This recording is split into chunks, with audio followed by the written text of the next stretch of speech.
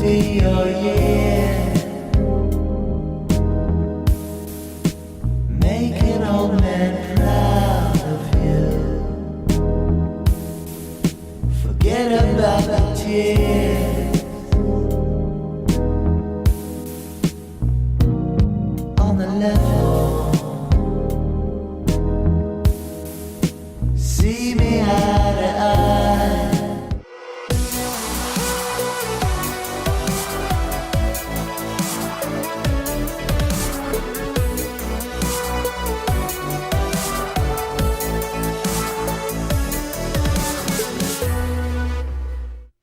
Hey everybody! Welcome to this week's MoGraph podcast. I'm your host, Matt Milston. Joining me this week, I'm super excited to have him here from the Render Foundation, Sunny Osahn. Hey guys, how are you? And Matt, how are you doing? I'm good. I'm great. I'm feeling good. Awesome. I'm ready for Great. this. So, want to give a big shout out to our sponsor, Otoy, for being our universal sponsor for both the podcast and the website. You know them, you love them. They're the makers of Octane Render and the Render Network. With Octane, you can create super photorealistic renders incredibly fast, and for those renders that need the extra little push of power, the Render Network has you covered. The Render Network allows you to render your Octane and Redshift frames in a fraction of the time and and Blender Cycles frames now, yes. For a fraction of the cost of other cloud rendering services. They're also offering render grants, which we will probably get to a little bit later on today. And so if you're needing some extra render power, hit up Sunny for a render grant. But yeah, I'm super excited to have you here, Sunny. Me personally, I'm a huge fan of the Render Network and, and Otoy and everything that they do. And it's not just because Otoy sponsors the show, I mean, that's a small part of it, but really, we really at MoGraph, we really like to align ourselves with brands that we fully back and we really feel like aligns with what we want to do with community and stuff like that. And we've always felt that the Render Network is one of those companies that just really seems to care about the community, and it's not just another nameless company that's just trying to make money. The fact that the Render Network, it is a nonprofit, right? Yeah, so the Render Network Foundation, which is where I'm from, is a not-for-profit. So it's essentially here to help grow the community and get more users using the Render Network. So pretty much. And we're here. We love talking to artists. Part of my job as the social engagement lead, and I also lead the grants program that we have. Part of my job is to literally do this. So I'm constantly talking to artists. This morning I spoke to a guy in Spain, and he's going to produce some amazing work. He already is, and he needed that extra little bit of oomph, that extra power for I think 50 renders that he's doing, different scenes, and it's so cool to be able to provide that kind of support. Yeah, and I've been kind of after RenderCon, I've been diving pretty deep into the whole ecosphere of how the Render Foundation works and stuff like that, and how tokens are divvied out, and how people node operators are paid and stuff. And I think it's really fantastic that the foundation actually put it in there specifically for artists to be able to render out their stuff. It's like because I don't know. It's very cool because not only is it like the Render Foundation is making money off of, handling the back end of divvying out jobs and stuff like that, the node operators, which MoGraph.com, I'm not sure if a lot of people know this, but MoGraph.com is actually a node operator ourselves, and it's how it's kind of a success story in how the company is able to run its business. I mean, we do have the sponsorship, of course, but like our day-to-day operations are literally run off of running render jobs every week.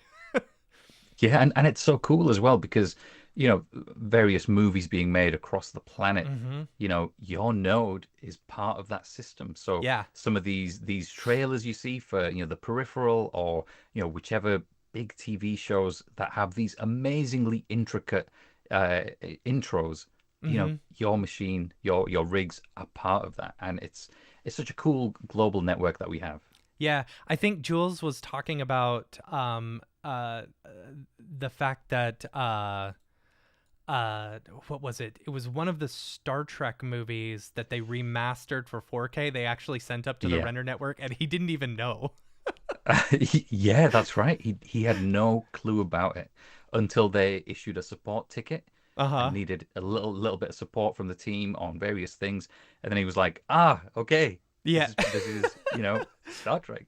I And love Jules when is the biggest Star Trek nerd Oh, there I is, know. right? I know. Yeah. And if there's anyone who deserves to be that big of a Star Trek nerd, I would say Jules is the one. You know, you always wonder who's going to be the person who like gets us to that level, and I think Jules is going to be the one. Oh yeah, absolutely, absolutely. Um I was gonna say, oh yeah, so like, yeah, him getting that support ticket and stuff. Yeah, it's really funny. You know, when I'll get just random emails from people wanting to be invited into the Slack or something, and it's really funny seeing those emails. It's like, oh, at Side Effects or at Apple or at Nike, and I was like, oh wow, that's fantastic. I had someone from Imaginary Forces the other day, like ask for an invite into the Slack, and so I responded. I said, yeah, I sent you an invite. Also, if you need any help with any work, please let me know. Here's my demo reel. Awesome. Awesome. Really fun. So, okay, so yeah, like I was talking about, the Render Foundation, and we really like to align ourselves because at mograph.com we're all about community and building community and stuff Yeah. like that, and that's something that I really value about the Render Foundation is that you're looking out for artists, you're looking out for node operators, but the entire ecosystem is all based around making art. Yeah, it really is. It really is. And it's quite a human-led thing as well. I know we've got Hmm. all of this AI talk, and I know artists are quite polarized about this. Either, they absolutely love it and they're incorporating it into their work and getting to Uh-huh. grips with it, or they absolutely hate it and want to stay away from it. But the render network is about supporting artists. So Hmm. however that art evolves, we're going to support it. So, although we support, as you already said, Octane Render, uh, Blender Cycles, and Maxon's Redshift. So we support those, and our artist support team are very hot on all of those as well. They use these tools day in, day out. So Hmm. any queries and stuff people have, they're right there. But we've got another side to it as well, is the AI side. So we've got a couple of Hmm. generative AI models on the Render platform. So people can access that at render.x.io, and it's like just that little bit of something extra for people to play with. So even if you've rendered a few frames from a project and you wanted to experiment and see, okay, just for an explorative kind of Hmm. exercise, let's see how this would look if something something something, and you create a prompt off that last frame, and then it'll generate a video, right? Hmm. That's a cool tool to have. And then you can then feed that back into your own process and continue doing what you love, which is working in these 3D applications. Yeah. One thing that Yeah, I speaking of the new editions of the AI stuff on the Render Network, we did, I've been, I've been dabbling a bit with it. And last cool. week I had a couple days actually to play around with the entire AI stuff on the Render Network. And it was, having done a fair amount of AI stuff, like the quality that you're getting out is exponentially better than some of the stuff that you would get like through like Comfy UI or something. Some of these new Yeah, models, like I know there's a runway model on there, I yeah, believe. There's yeah. also, is it Flex or Plex or Flux. Flux? Yeah, that's right. And then Yeah, Dream Machine, that's one of yeah, them as well. yeah, yeah, Fantastic. Like I really like that you've got like several different models so you can kind of pick and choose what works best for you. And also the thing that I really like about it is the number one issue that I ran into with, wanting to try a lot of these things is that it's like, okay, here's a few little, you get so many credits, and it's like, okay, you're out of credits to try anything. So it's like, now we want you to pay $250 a month like VO3 does. And it's like, for someone who's just dabbling in like the AI generative, area or anything like that, that's exponentially expensive. It is. A lot of people won't just throw down, that much money for some of these things. But I do appreciate that, like, the Render Foundation, you're able to use render tokens for it, which is great. But also, it's not a subscription model that you need to have. Exactly. It's like you're paying per generative thing, And Yeah. I really liked that because I was able to iterate over and over and over again and not have to worry about, like, oh, I got to get my money's worth on the subscription, Yeah. So that's the thing. So a lot of the feedback we've had is that using it on a per use basis, or paying for it on a per use basis, is a great way of doing this. Because, like you said, a lot of the other models and stuff that are out there, you do have to pay a monthly subscription, and some of those subscriptions are quite pricey. So it's a little bit out of some people's reach.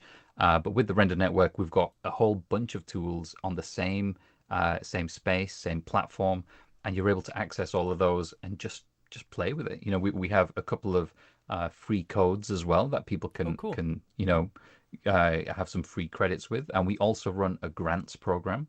So I actually lead on that. So when artists or studios are looking to either implement the Render Network within their pipeline or workflow, they're able to test things out and see really how the Render Network works without putting any money into spending on that.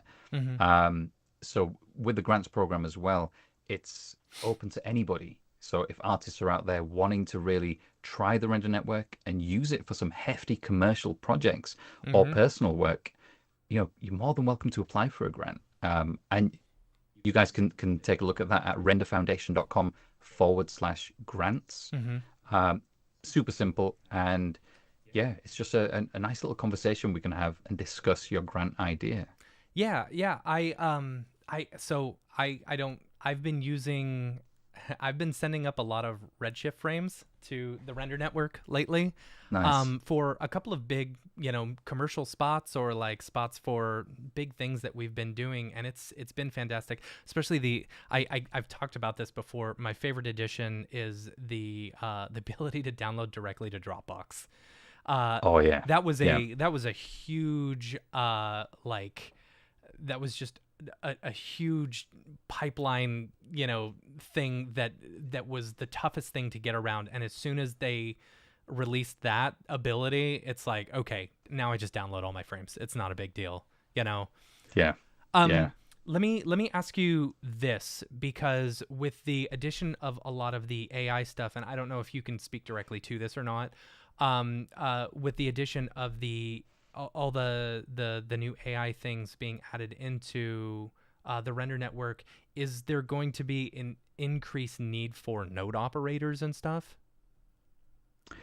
Yeah, so it is an interesting thing.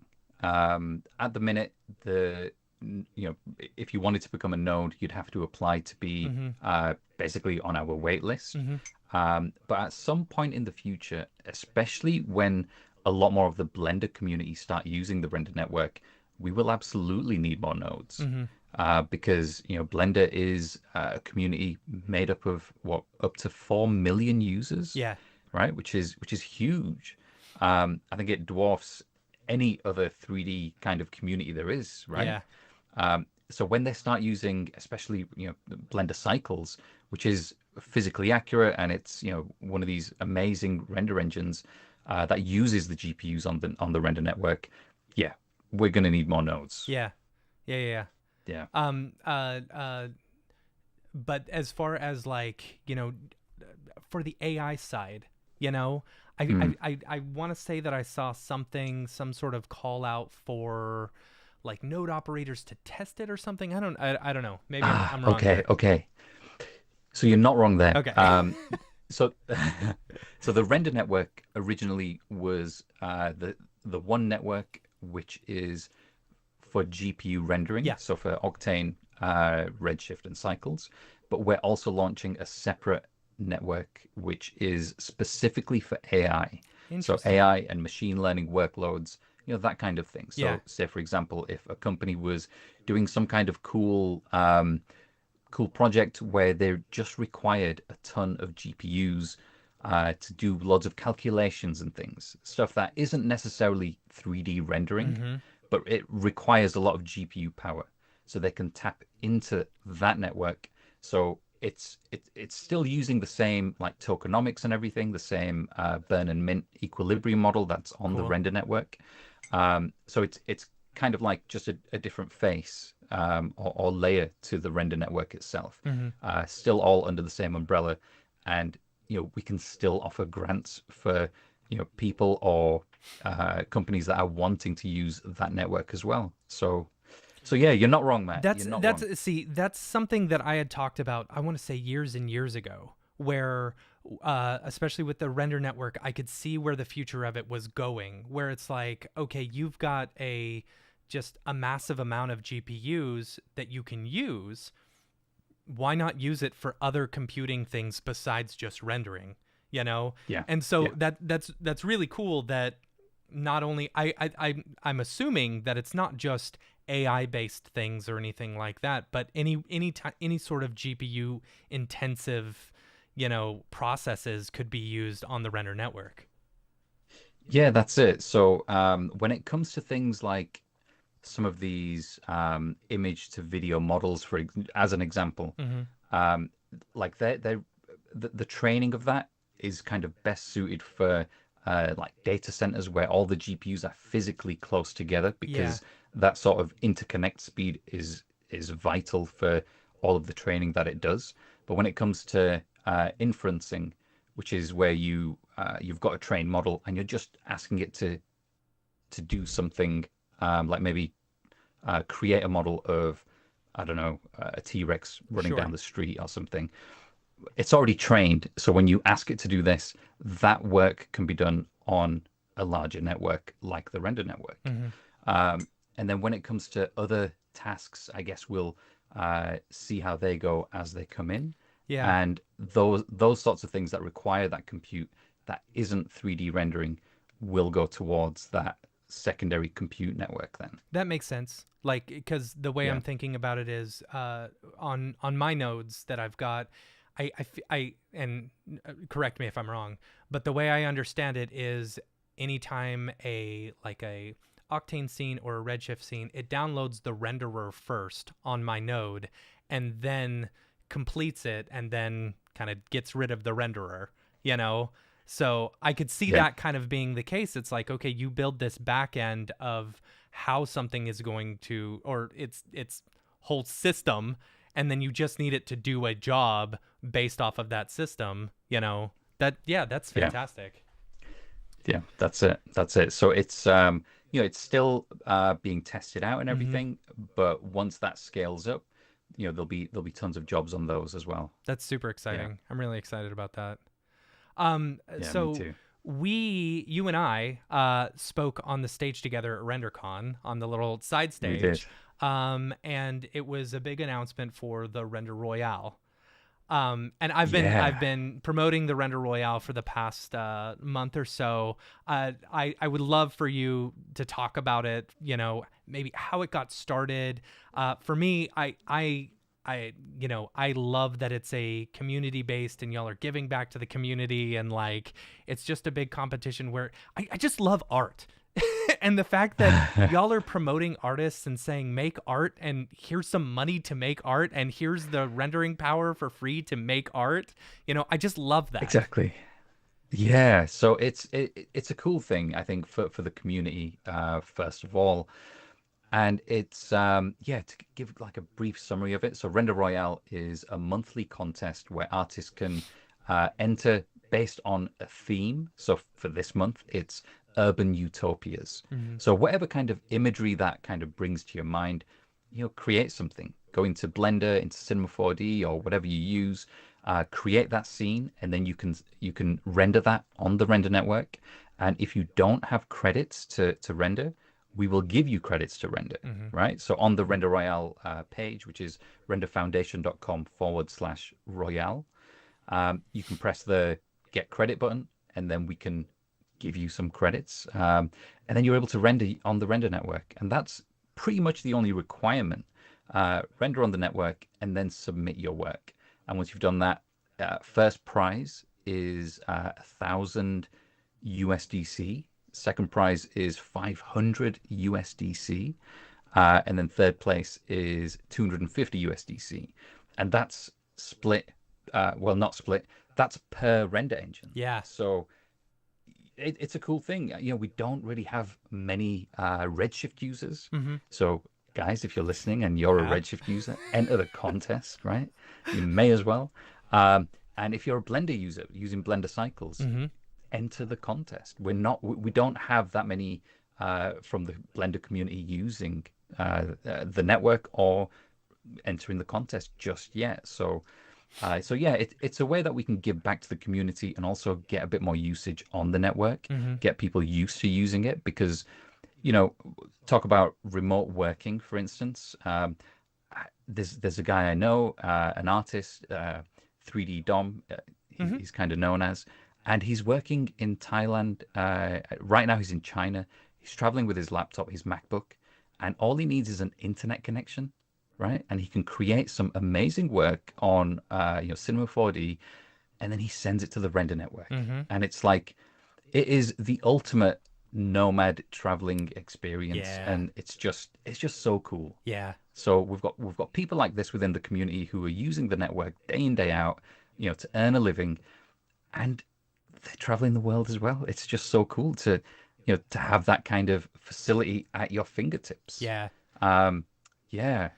We I've kind of gone off track there a little. That's all right. It's funny because maybe like 10 years ago or so, maybe a little bit longer than that. I'm showing my age. But like, the whole idea of working remotely or working from home, and then, being able to afford a big system and a big render, farm or something at your house was, kind of this new idea. And it's like, now we've gone from where you need at least a home office with a bunch of computers to now I'm just on my laptop, running around the world, being able to do this massively huge art, online. It's fantastic. Exactly. It's just so cool. And the more kind of render engines we support and the more tools that we have on the render network, the easier it's going to be for the majority of 3D artists. And I guess digital artists is more the term now. Yeah. So it's just a cool thing to be a part of. Yeah. That's great. You must talk to a lot of amazing artists all day. Oh, I had the coolest email the other week. Last week, in fact. Now, obviously, I'm in the UK. I'm based in Leeds. Leeds United. Woo! So, based in Leeds, and a lot of the people I work with are over in the US, right? So there's a team right now who are working on a project for Wu-Tang, right? Oh, fun. Wu-Tang, their tour, and it's like, I got an email saying, "Hey guys, we're going to be rendering some test scenes for Wu-Tang. We need to check in with RZA and see how it is." And I read this in the middle of the night, and it's like, wow. Yeah. I'm a huge Wu-Tang fan. Hip hop is like, and it's just, wow. These artists who are working with these amazing hip hop artists, and I get to chat with them and give them grants and all of this kind of stuff. So yeah, it's so cool to be in this position and be able to chat to all these artists. And speaking of the artists, I forgot to mention this. So with Render Royale, we have several judges. Now, the judges are not just anybody, right? So first of all, there's yourself, Matt. Yeah, right? They're not just anyone. They're me. They're not just anyone. We also have, there's Amritpal Singh, who is known for his toy faces. Over I think lockdown and the past couple of years, he's been doing work all over the place. sponsored by like Google, Meta, Facebook. All of these top brands have got him to do various toy faces, right? So he's super hot in the Redshift scene. He talks at various places as well, and it's cool to have him on board. Yeah. There's also Jess Wiseman. Now, Jess is a huge Blender educator. She's absolutely amazing. She's got some work recently launched with Asics, the footwear company. Oh, cool. And yeah, she's actually going to be talking over at TEDx in Manchester. Cool. Very soon. Yeah, in the next couple of weeks, I think. So yeah, super excited to have Jess on board as well, being one of the judges. And for this month, we also have Annabale Sikanolfi, who is an absolutely amazing artist. His work is mainly architectural, and because we're exploring urban utopias this month, Yeah. I thought, you know what, let's reach out to Annabale. I had a great chat with him over in LA when we were at RenderCon. Yeah. Such a cool guy, such a humble, down to earth guy. Yeah, he was on the panel that I interviewed with. Yes, he was. With Blake Catherine and Nest Graphics. Yeah, so Yeah. you can go online to the Render Foundation's YouTube page and check that one out. That was a really fun interview. And he's got some crazy talented work. You've probably seen his work on TikTok or Instagram, a bunch of work with the sphere, and it's so fantastic. Yeah. So he's, I'm just so pleased that we're able to have him as a judge as well. And his work has been shown at the Sphere, all over the place, and it's absolutely incredible. The kind of scale of his work is just phenomenal. So yeah, definitely check out these artists. We will be releasing a little bit of a poster on our socials showing the artists as well. And if you did want to check out the RenderCon videos, so a lot of the talks that were there were recorded. Well, actually, I think every single talk was recorded. You guys can check that out at rendercon.ai. Awesome. So that's rendercon.ai. It's a dedicated site with all of those videos on. So yeah. Are y'all planning on doing another RenderCon? You may not be able to speak to this, but like, oh. The feedback from RenderCon was phenomenal. Yeah. Right. People love to be a part of it, and yeah. So I think we definitely will. I think we will. Yeah. I was talking to a couple of people at the Render Foundation or at Otoy, and saying, the RenderCon it hits this fine line between AI and technology and Octane render and crypto, and it's all of that is like, some of it is conflicting. Some people have very strong feelings, but also some people really love it all. And I was worried going there initially. I was like, what is this going to be? But I will tell you, it's been my favorite event of the year. Like, I had an absolute blast at RenderCon, and just not only all the technology and seeing such amazing artists and seeing what's coming up, especially with Octane and things that Jules and the team want to implement, but also the fact that there was all the Roddenberry or the Star Trek, stuff. Yeah. It was so fantastic. Yeah, it was. I think it's up there with me as well in terms of how these sorts of events kind of rank. But because this was, I guess, it's unique because it incorporates not just the crypto side. In fact, the focus on the crypto side is probably like 10%, if that, maybe 5%. Yeah. And the rest is artwork, right? Really exploring different avenues of art, all the new media, immersive content, immersive media. And yeah, the whole Star Trek vibe as well was awesome. I didn't get a chance to sit in the director's chair or the captain's chair. I did. Right? It was awesome.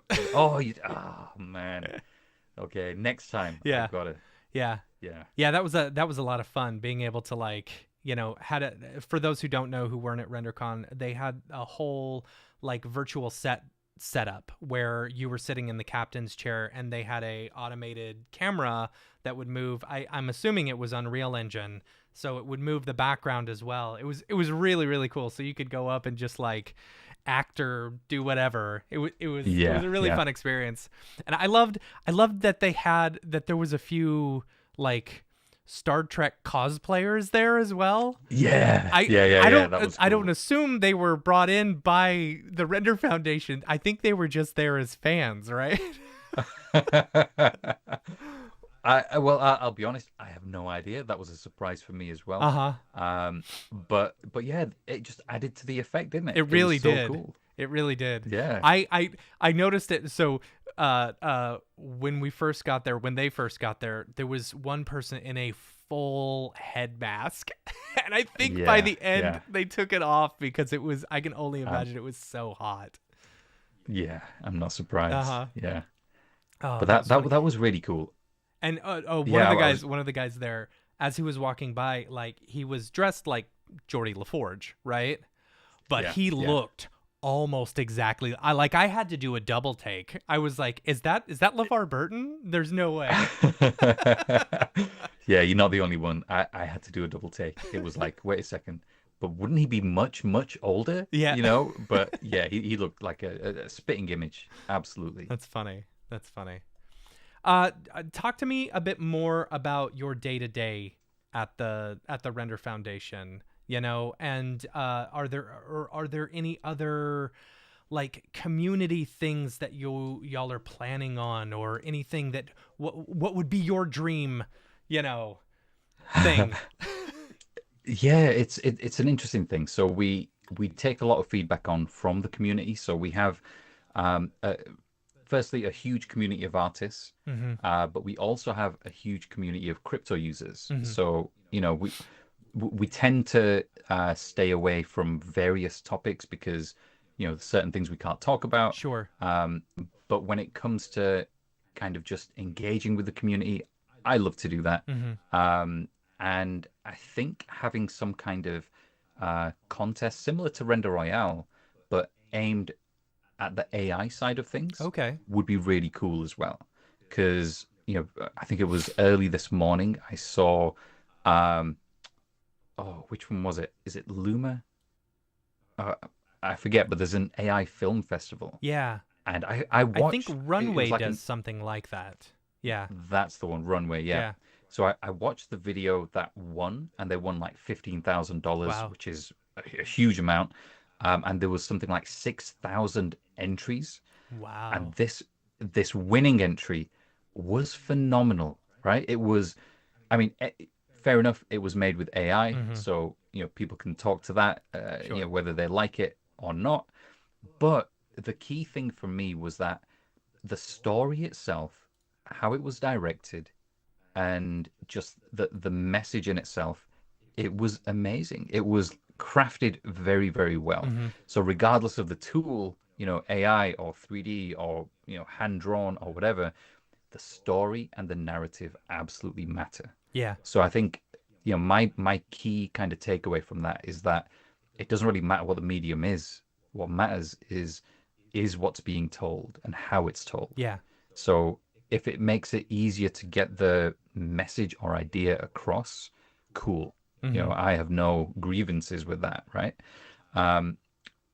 But just going back slightly, because we have a huge kind of Web3 community, Web3 meaning like crypto and digital artists. Yeah. So we've got quite a large community there. I think having something that's catered towards the AI side would be amazing. So, you know, perhaps in the future, once we have a few more AI tools on the network, Otoy are actually working on Otoy.ai, which is going to be an exciting new platform. Okay. And once those are released, you know, we can take a look at Render Royale and perhaps, you know, incorporating an AI aspect to it, because I think that would be amazing. That would be cool. That would be fun. Yeah. Yeah, and that's something that I've specifically said about AI for a while. It's like, and it's the same with some of the tools. It's like, okay, I can create a super awesome, you know, render in Octane using Octane, but it's like, what's where's the story, where's the heart, you know? And if you get a really Yeah. good narrative that you're able to create, it doesn't really matter what the tools are per se, you know, as long as you're getting your voice across. Yeah, yeah, and this is the thing. Currently, with a lot of the AI tools, it takes so many iterations and It does. prompting and re-prompting, and the amount of expense that you and headache that you go through doing all of that just to get the scene exactly as you want it. I think nothing can really take away from what 3D artists do, Yeah. right? Because having that full control of the entire scene and then rendering that out. I mean, it's a process in itself, and it's a painstaking process sometimes. But like I personally find it enjoyable. Hmm. I don't think I mentioned, but my background is I'm an architect, so I do a lot I of didn't know that. 3D visualizations. Okay. Oh well, there we go. Yeah. So that's kind of how my kind of background into 3D sort of started. I think I downloaded Cinema 4D in 2003 or Wow. 2004. Okay. Yeah, so it was version 9. I think we're at Nice. what 27 I don't or even think the something now. MoGraph tools were around at that point. No, they weren't. No, They I think weren't. it was, So yeah, 12 or something once they were introduced, or 12.5. I think it was. I think it was something like that. Yeah. Um, yeah, so like I've been using Cinema 4D for quite a long time, and I remember when I did my first ever photorealistic render, Mm-hmm. and everybody on my architecture course was looking at it and being like, "Wow, it looks like a freshly plastered wall." That looks amazing, and like getting all these compliments and stuff, it made me want to dive even further into what else I could do with this Cinema 4D. So I super geeked out on it, and I learned everything I could. Um, and it's cool. It's cool just teaching yourself and learning these tools. Yeah. So I think I take that same kind of energy and I put that towards like a couple of years ago. I learned how to use Midjourney. Mm-hmm. That was one of the first kind of AI generative tools out there that was very accessible. Not brilliant to work with, but it was cool. It was cool for what I needed at the time.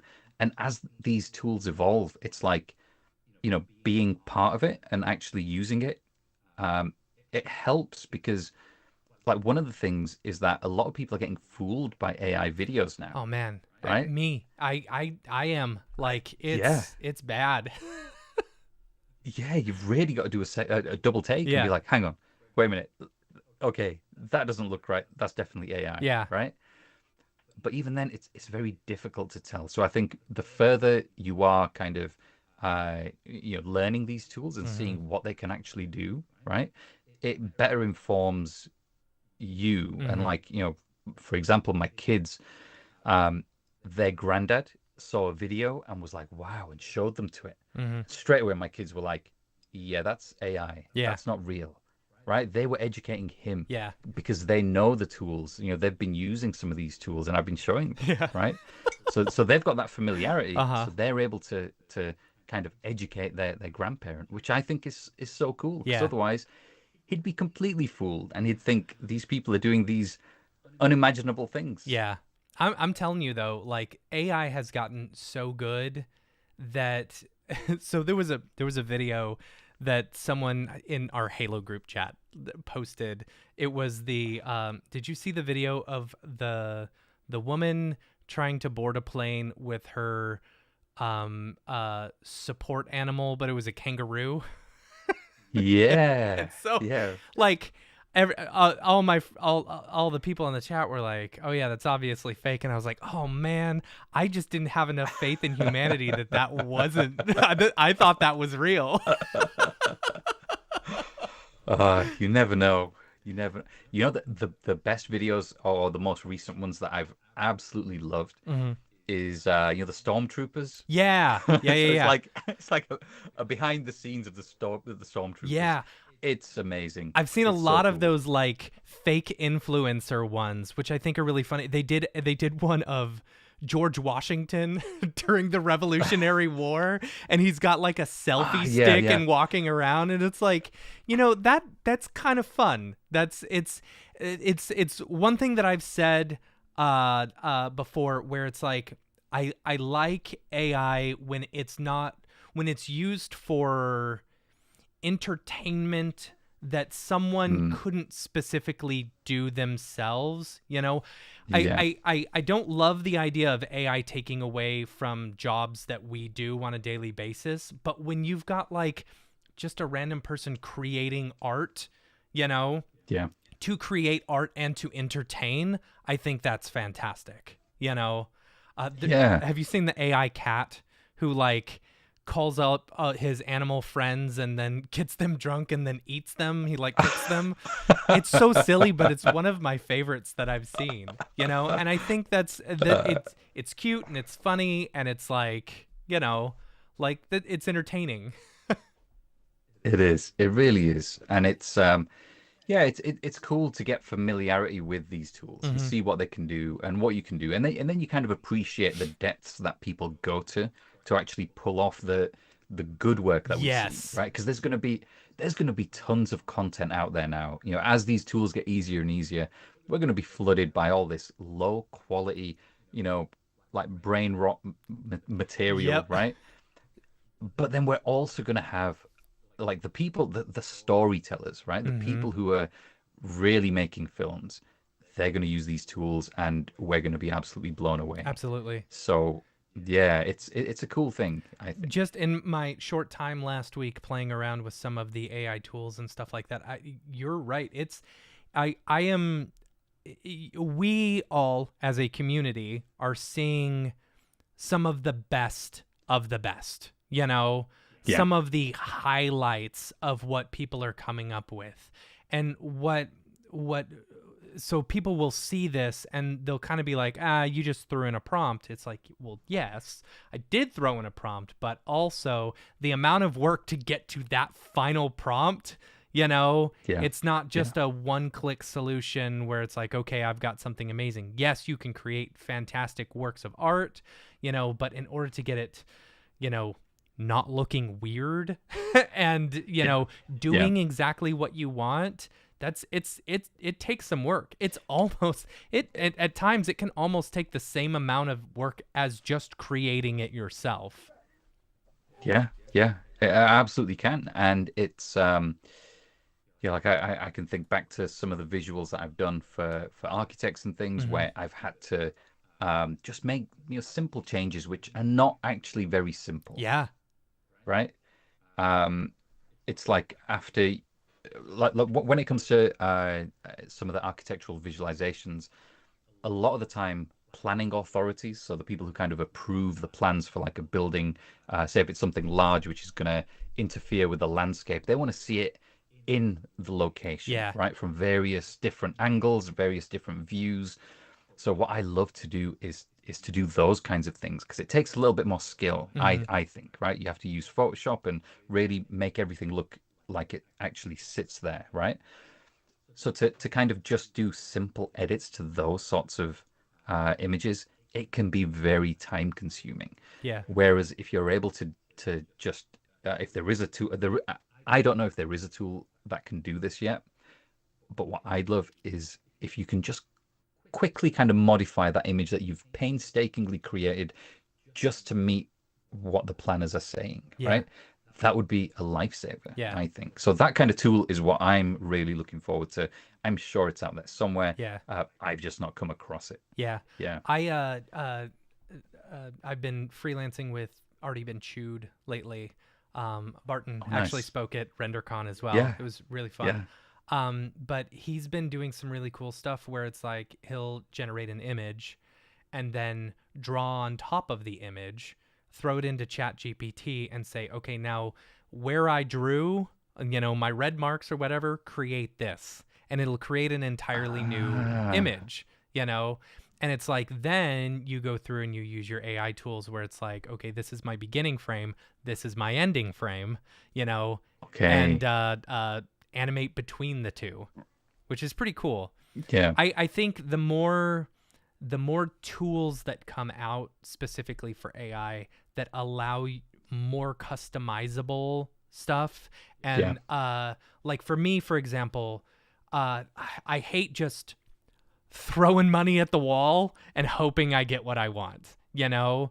Like you Yeah, can be yeah, very specific and even tell like I wanted something, you know, breaking through glass from the bottom, you know? mm, And it's like, so I'd say, make this thing break through glass from the bottom, but it would always like fall down from the top. And I'd say specifically, yeah, don't do this, but it would still happen. And it's like, you lose that ability to customize it and stuff like that. You can only do so yeah, much as what the computer will interpret as, you know? yeah, But it's like, once those tools become where I can draw something on the screen in my composition, say this is this thing, you know, here's a house, here's, you know, a castle on yeah, fire in yeah, the background or whatever, and then do your camera movements and say this is how I want the camera to move. It's like that yeah, type of yeah. customizability, you know, I think is going to be the real like game changer right there.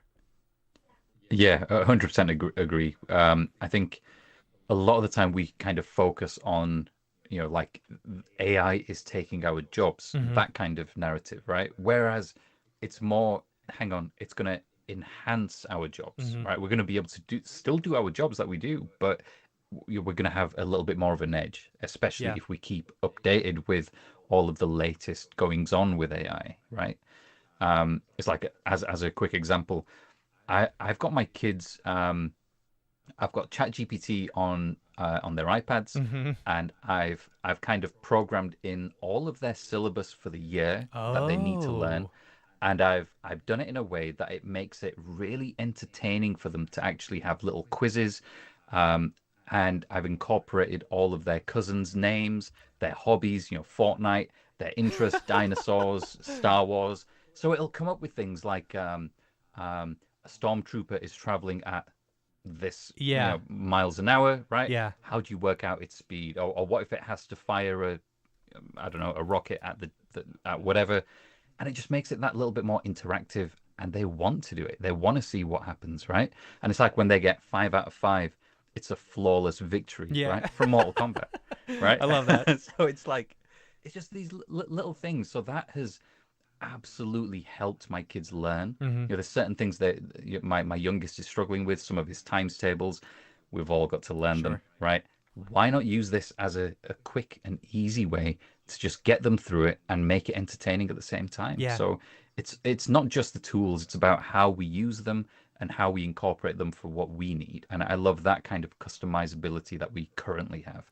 So when we get to the stage, what you're talking about, having that further Mm-hmm. customizability, I think that's just going to be awesome. Yeah. I do something similar with my kids. Like, anytime there's a concept that he doesn't understand or something, I'll just go to ChatGPT. I'll ask about it, you know, because sometimes you'll Yeah, get homework that maybe the teacher, you know, said it in a weird way or something like that, and you yeah, don't really understand what they're asking, or, you know, there's a concept that has changed since I was in elementary school, you know? yeah, and it happens a lot, Yeah. so much. And so it's like, or they're, you know, they're adding more information that we didn't learn in elementary school. And Yeah, it's like, okay, tell me about this. And then I can help him, you know, further understand it. Or my favorite is explain like I'm 5 this concept, you know,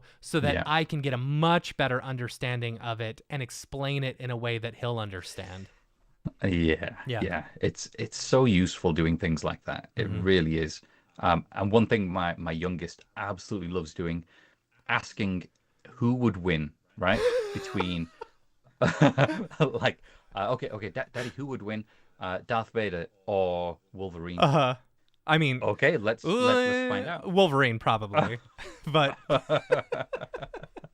That is actually a really good one. I yeah, am going to put that into ChatGPT and probably tweet about it later on. right. Here you go, and But have it generate an yeah. image of Wolverine fighting Darth Vader. Yeah, I don't know. Yeah. Can a lightsaber cut through adamantium? That's a real good question. Ooh. Okay, 2 questions I need to ask now. That's a good one. That's Yeah. smart. That's really funny. Yeah, that's a good one. Oh, man, I need to get my Um, kids off of YouTube and start getting them onto ChatGPT. Oh yeah, it's so good. It's like my youngest, he loves um all these little figures. He's really into Spider-Man. Hmm. Um and he loves the Terminator, right? Yeah. So you know, it's one of those films I watched at his age. So you know what? Yeah. You're watching it Yeah. at that age, Yeah. right? Many parents may not agree, but you know what? As long as you skip certain parts, Yeah. it's not so bad, right? Yeah. But anyway, so he's got a T-1000 figure. He's got various Spider-Man figures Uh-huh. and all of this, and he loves posing them, right? So he Uh-huh. poses them. And the other day I said, you know what? You can take a picture of that and feed it into ChatGPT Mm. and ask it to, make a background of like fire and explosions or whatever you want. So he's been experimenting with that, and it's just wow. The Yeah. the kind of epiphany, it's just unlocked something in his mind.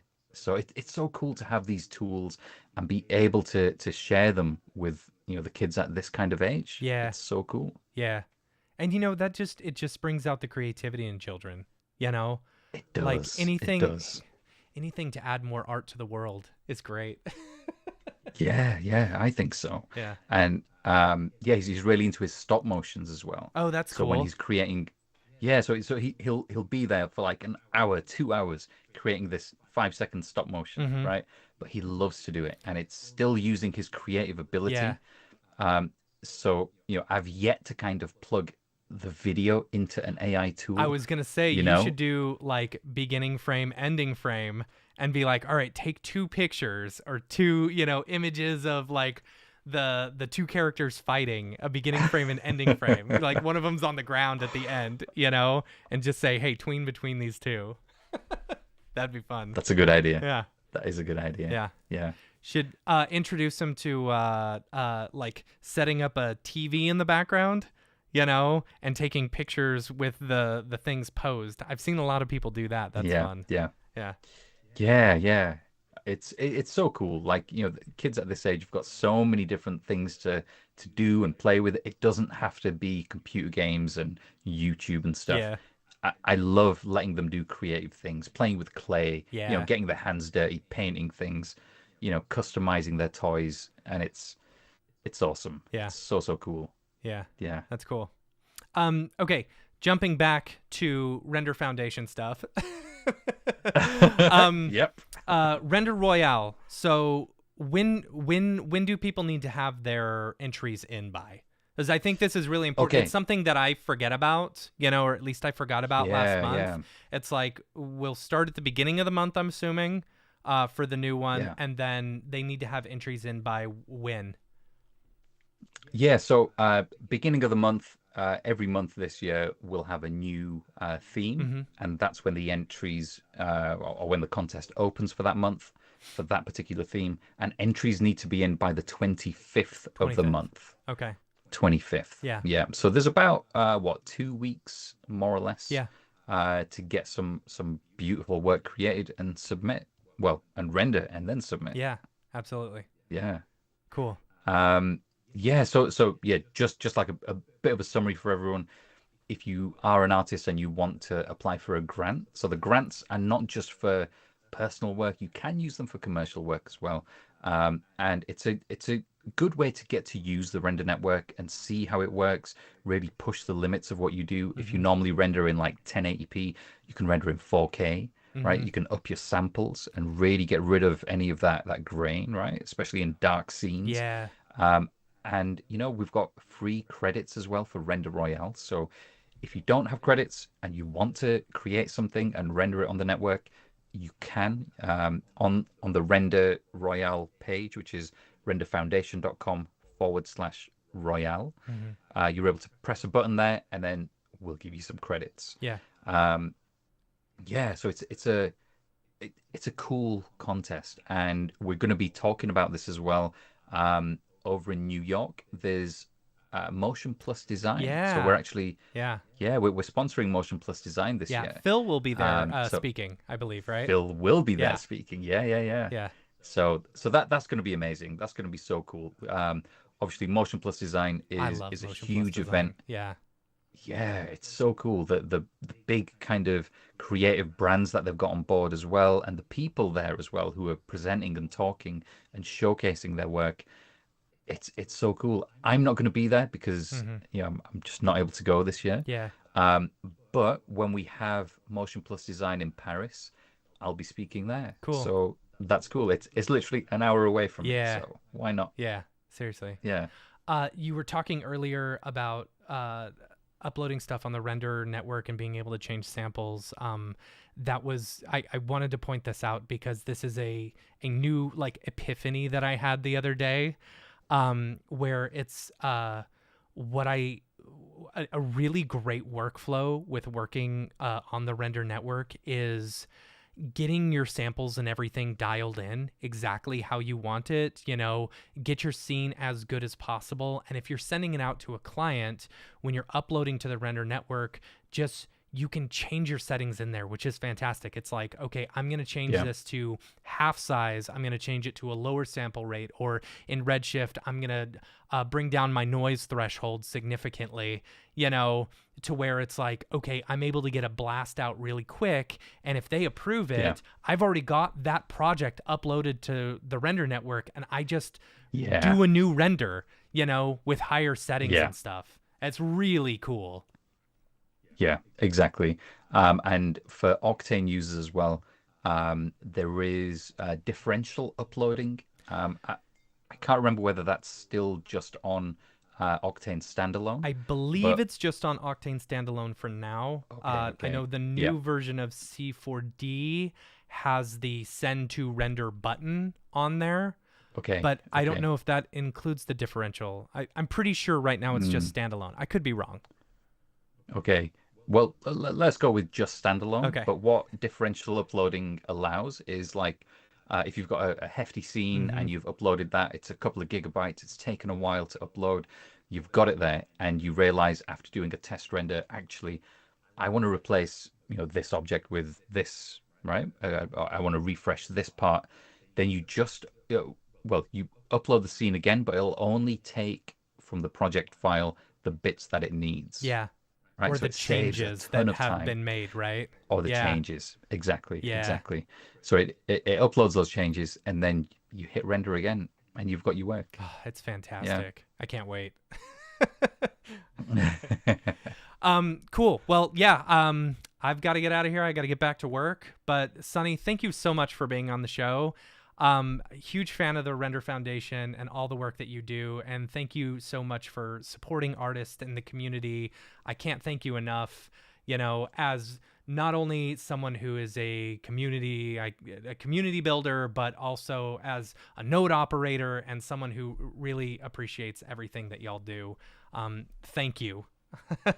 Thank you so much for having me. And yeah, we're highly accessible as well. Mhm. So like on our socials, we've got support for artists and for foundation related inquiries and things. So support at renderfoundation.com. Mhm. You can always get one of us there. So yeah, we're super happy to be part of this amazing community, and to be able to grow this community Yeah. with all the amazing artists that are out there. Yeah. So I want to see some of you guys joining Render Royale, right? Mhm. Applying for grants, and let's showcase your work, because the reality is we've got such a big network, and our network is artists. There's the studios, directors, and all of these people that you want to get your work in front of, Mhm. and we're able to showcase that. So you never know.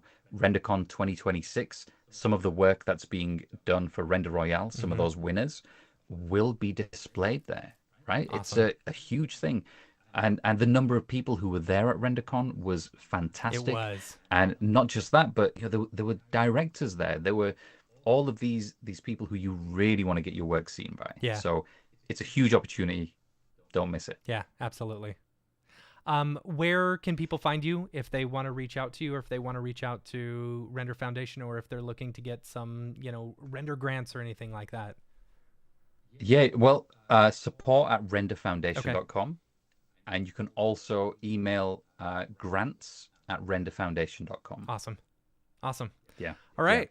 Thanks everyone for joining. Make sure to follow us on all the socials, especially YouTube and Twitch. We've been doing our weekly MoGraph Hangouts every Thursday at 7 p.m. And we've got a ton of great guests coming up in the next few weeks. We've got Matt Silverman from I Believe in Swordfish. He's going to be on next week. And we've got Byron Stanford, speaking of AI. We're going to do a deep dive into AI. When Byron comes on the show. He's been kind of my go-to whenever what does this tool do? What does this tool? Hey, how do I do this? How is this cat made in 3D?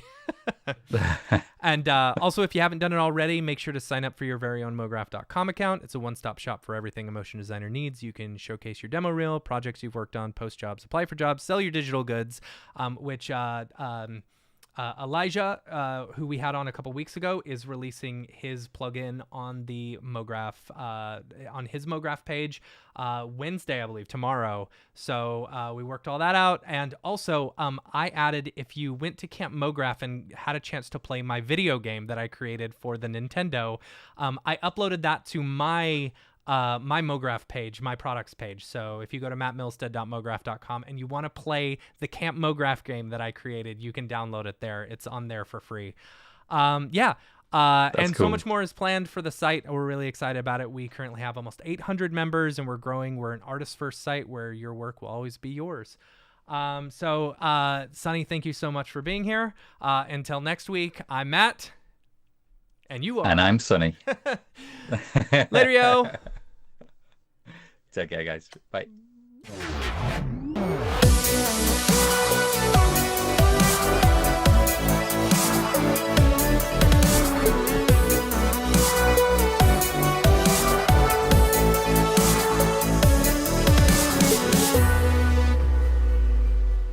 It's pretty good, I guess.